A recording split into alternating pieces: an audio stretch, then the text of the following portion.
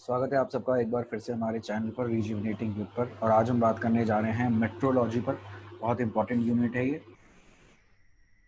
सबसे पहले बात करेंगे कि what do you mean by metrology. Metrology is the scientific study of atmosphere that focuses on whether processes and forecasting. तो weather और क्लाइमेट से रिलेटेड जितनी भी चीज़ें हैं, आई एम श्योर आपको क्लाइमेट और वेदर में अंतर ज़रूर पता होगा। तो वेदर और क्लाइमेट और उनसे रिलेटेड जितने भी प्रोसेसेस हैं, उन सब को पढ़ने वाला और उन पर नज़र बनाए रखने वाला जितना भी काम होगा सब मेट्रोलॉजी में आएगा। और मेट्रोलॉजी की अपनी एक इंस्टीट्यूशन है, वर्ल्ड मेट्रोलॉजिकल ऑर्गेनाइजेशन, जिसके जेनेवा में हेडक्वार्टर्स हैं और इसे 193 नेशंस ने साइन भी किया है। मैं अगर आपको मेट्रोलॉजी की थोड़ी सी स्टोरी बताऊं तो आपने ज़रूर एक साइंटिस्ट का नाम सुना होगा, एरिस्टोटल। तो एरिस्टोटल जी ने सबसे पहले एक किताब लिखी थी, मेट्रोलॉजिका। तो ये जो मेट्रोलॉजिका इनकी किताब थी, सबसे पहले इसमें इन्होंने बताया था कि जो भी एटमॉस्फेयर में जितने भी प्रोसेस होंगे, फिनोमिना होंगे, उन सबको हम मेट्रोलॉजी के अंतर्गत ही पढ़ेंगे। अगर मैं इंडिया की बात करूं तो ये देखिए, मिनिस्ट्री ऑफ अर्थ साइंसेज है, इंडियन मेट्रोलॉजिकल डिपार्टमेंट, आपने ज़रूर इसका नाम सुना होगा। बारिश हो, तूफान हो, इन सब की जानकारियां भारत में यही देता है। ये इनकी वेबसाइट से हमने लिया है। आप देख सकते हैं करंट वेदर ये आज का दिखा रहे हैं, कहाँ पर बादल है, कहाँ पर धूप है, और बगल में ये आपको दिखाते रहते हैं प्रेसिपिटेशन और जो बाकी डेटा हैं वो भी। तो आप इस वेबसाइट को विजिट कर सकते हैं फर्दर इंफॉर्मेशन के लिए। बात करते हैं एलिमेंट्स ऑफ मेट्रोलॉजी पर। तो देखिए, clouds, rain, wind, humidity and the most important are instruments, जिनके बिना आज हम इन सब की स्टडी बिल्कुल भी नहीं कर सकते। तो इन सब पे बात तो हम नहीं करेंगे क्योंकि इतना ज़्यादा इंपॉर्टेंट नहीं है ये इन्वायरमेंटल साइंस के लिए, लेकिन हम इनमें से एक की बात ज़रूर करेंगे ताकि आपको एक रफ आइडिया हो जाए। ये डायग्राम शायद बहुत ही अच्छा है। कॉमन टाइप्स ऑफ क्लाउड्स हम ट्रोपोस्फेयर में पढ़ेंगे। आपको पता होगा ट्रोपोस्फेयर, स्ट्रेटोस्फेयर, मेसोस्फेयर, ये सारी की सारी एटमॉस्फेयर की लेयर्स हैं। तो अगर आप इस डायग्राम को देखेंगे तो यहाँ पे आपको दिखेगा सिरो क्यूमुलस। तो 18,000 फीट से ज़्यादा ऊंचाई पर आप इसका शेप देखिए।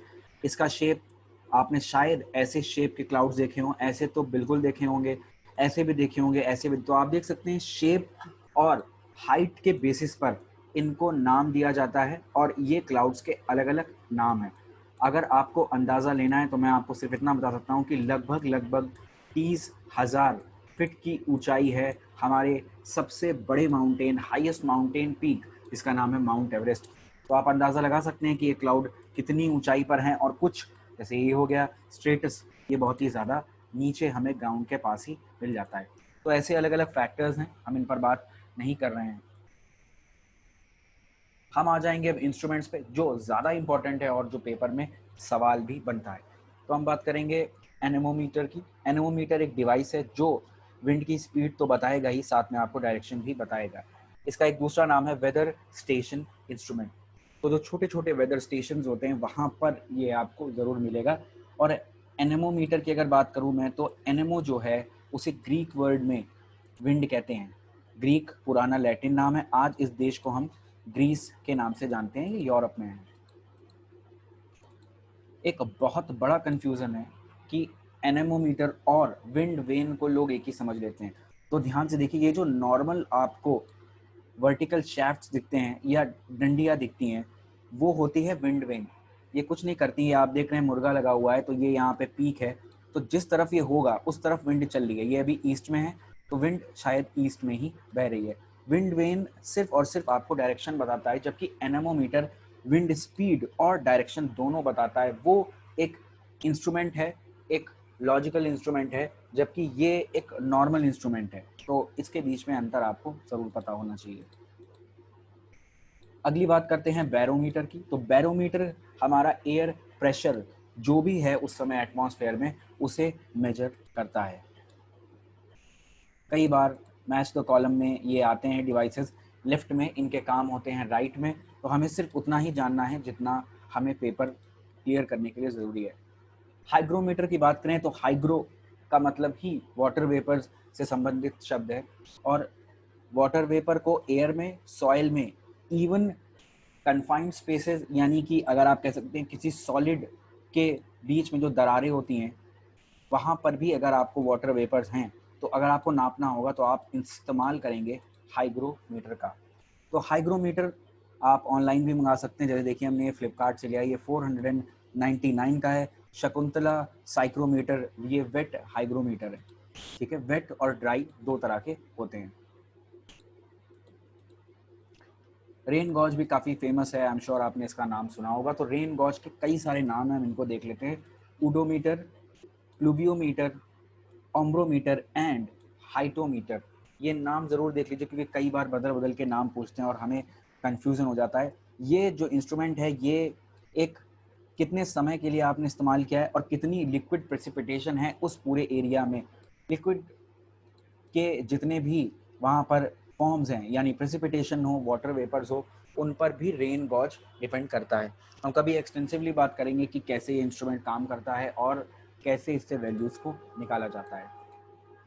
अब हम बात करते हैं स्केल्स ऑफ मेट्रोलॉजी की। ये बहुत बार पूछा गया है और सबसे पहला, सबसे छोटी स्केल है माइक्रो। आई एम श्योर आपको पता होगा कि माइक्रो और मैक्रो, MACRO, इन दोनों में कौन ज़्यादा छोटा है? तो माइक्रो ज़्यादा छोटा है। तो माइक्रो स्केल छोटा है इसलिए यहाँ पे लिखा भी हुआ है 1 किलोमीटर और लेस। 1 किलोमीटर या उससे कम होने वाले फिनोमिनास को हम मेट्रोलॉजी में माइक्रो स्केल कहते हैं और ये कुछ सेकंड से लेके कुछ घंटों तक के फिनोमिना होते हैं, उसके बाद ये अपने आप खत्म हो जाते हैं। नेक्स्ट बात करें हैं meso scale. Meso scale phenomena 1 kilometre, यानी कि अगर आप 1 किलोमीटर ये ले लें और अगर इसे 1000 किलोमीटर ले लें तो ये 1 किलोमीटर में भी होता है और 2 किलोमीटर में, 5 किलोमीटर में से लेकर 1000 किलोमीटर तक की डिस्टेंस पे होता है। ये कुछ दिन का हो सकता है फिनोमिना, कुछ हफ्तों के भी हो सकते हैं फिनोमिना। एग्जाम्पल के लिए थंडरस्टॉर्म और ब्रीज, जो आपने सी ब्रीज का नाम सुना होगा, आपने लैंड ब्रीज का नाम सुना होगा, ये सब मेसो स्केल के फिनोमिना में आते हैं। नेक्स्ट है सिनॉप्टिक स्केल। सिनॉप्टिक स्केल थोड़े से बड़े फिनोमिना हैं। बड़े इसलिए हैं क्योंकि ये 1000 किलोमीटर से बड़े, यानी आप कह सकते हैं किसी स्टेट में, 2 स्टेट्स में, कई सारे स्टेट्स में, और इवन जो छोटी छोटी कंट्रियाँ हैं उनमें तो पूरे कंट्री में भी इसे हम सिनॉप्टिक कह सकते हैं। तो सिनॉप्टिक के एग्जाम्पल हैं हरिकेन एंड टाइफून, यानी कि जिन्हें हम हिंदी में बवंडर भी कहते हैं। ग्लोबल स्केल पर क्या होता है, जैसे अल नीनो है, विंड हैं, ट्रेड विंड है, ये सब आता है ग्लोबल स्केल में। ग्लोबल का मतलब है किसी पूरे के पूरे कॉन्टिनेंट में या पूरे के पूरे धरती पर ही ये फिनोमिना देखा जाए। एक बड़ा कंफ्यूजन रहता है बच्चों को साइक्लोन और एंटी साइक्लोन्स के बीच में, तो इसे आज हम क्लियर करेंगे। देखिए साइक्लोन्स के बीच में आपको यहाँ पे एल दिख रहा है, यानी कि ये है लो प्रेशर, और हम सबको ये बात जान लेनी चाहिए कि pressure always move from higher to lower. तो अब क्योंकि यहाँ अंदर लो है तो बाहर हाई होगा, बाहर यहाँ पे कहीं हाई होगा, तो जितनी भी हवा है वो अंदर की तरफ भागेगी। आप एरो देख सकते हैं, ये अंदर की तरफ जा रही है। जबकि अगर हम एंटी साइक्लोन की बात करें तो हाई अंदर है, लो बेशक बाहर होगा, और अगर लो प्रेशर बाहर है तो इसका मतलब जितनी भी हवा है वो क्या होगी, अंदर से बाहर की तरफ जाएगी। तो छोटा सा डिफरेंस है, माइन्यूट सा, मुझे लगा आपको बताना चाहिए इसलिए हमने इस पर बात कर ली। That was all for today. हमारे टेलीग्राम चैनल को ज़रूर ज्वाइन कर लीजिए, लिंक डिस्क्रिप्शन बॉक्स में आपको मिल जाएगा।